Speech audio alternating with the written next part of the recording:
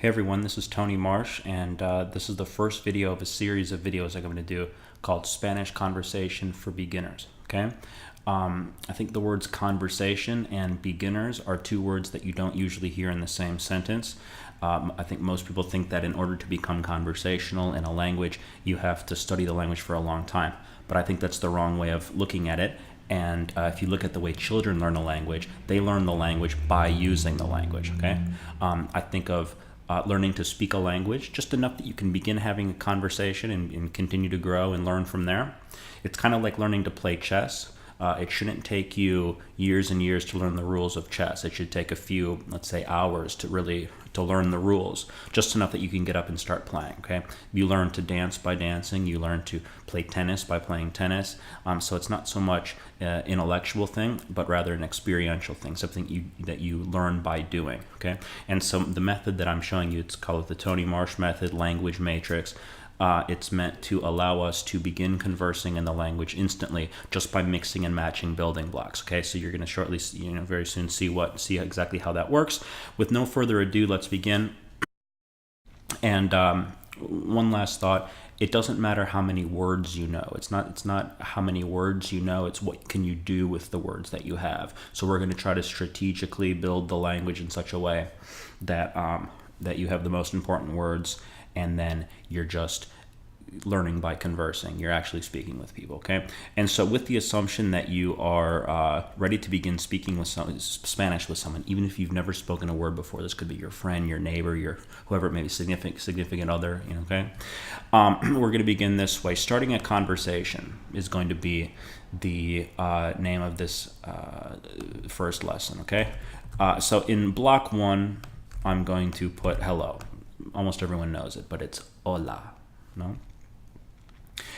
The very next thing I want to say is just a solid expression. I just want to say hablo poquito español. Hablo poquito español, which means I speak a little Spanish. And the reason that that's our first phrase is because often if you begin a conversation with someone in a foreign language, in their language, sometimes they'll go, "Oh, don't worry, I speak English," and the point is that you want to say something like, "I know you speak English, and and it's way better than my Spanish, but the point is I want to practice, and so I hablo poquito español," and that usually breaks the ice in terms of letting the other person know why you're speaking Spanish with them. So with no analysis, hola, and then hablo poquito español. Okay, they might say something like, "Oh, okay, cool," like respond to you in English or something like that, but whatever. If you say this, me llamo, which you can practice, they say me llamo, and then put in your name. So me llamo Tony, that means my name is Tony. Notice how the double L is pronounced. It's pronounced like a Y sound, so me llamo Tony. And let's fill in the blank. Just put in your own name. See what I mean?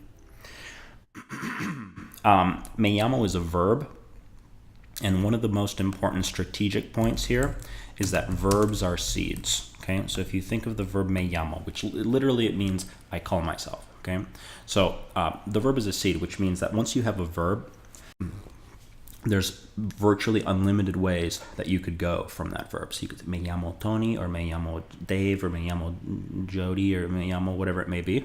And every verb works that way. That's going to be a very important point moving along. But so me llamo and then your name, right?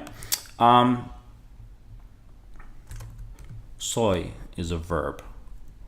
It means I am. Sometimes I translate underneath. And de means from, at which point you could fill in the blank again. Just tell me where you're from. I'm from Chicago, so I would say soy de Chicago. And you're from New York, so you say Nueva York, or whatever it may be. Most of the place names are similar, so Chicago, Nueva York, so on and so forth. If you have a question on how to say a particular place, how do you say London? How do you say England? However you say whatever you want, leave a comment on this video, and I'm not going to respond to you. But you fill in the blank here. So, okay, all right. So you've opened up the conversation. Hola, listen, hablo solo poquito español. Hablo poquito español. Me llamo Tony. And they'll say, hola, me llamo, You could say, I'm from Chicago, for example. Soy de Chicago, or something like that, right?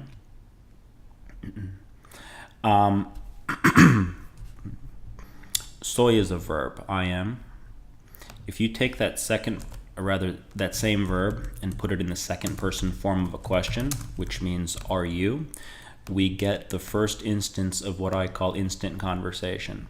So usted es de such and such, right? So now what? You could say, I am from such and such place. Are you from such and such place? Right? So, soy de Chicago. If I ask you, usted es de Chicago, right? Are you from Mexico? Would be usted es de Mexico. Usted es de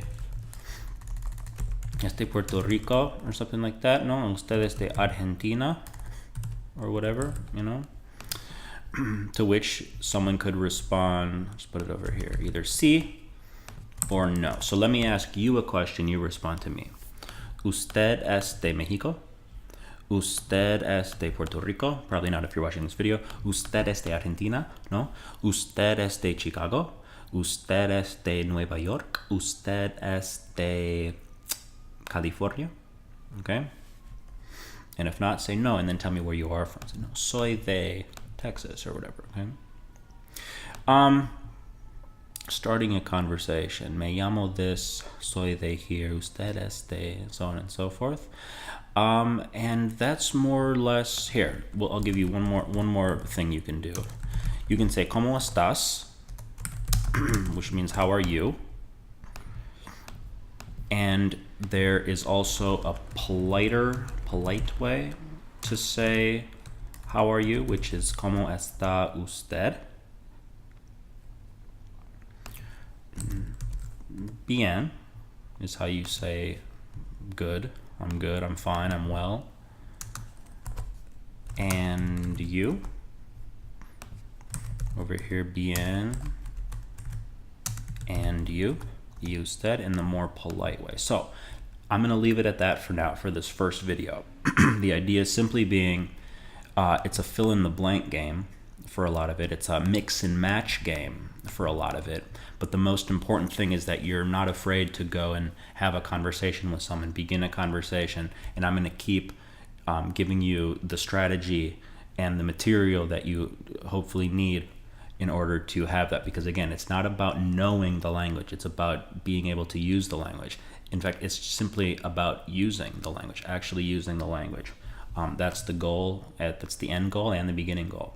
Okay. If you have any questions, leave a comment, and you can like and subscribe and all of that, and check out the next. There's going to be a whole series in this series of videos in this series called Spanish Conversation. So I hope you enjoyed, and stay tuned for the next video.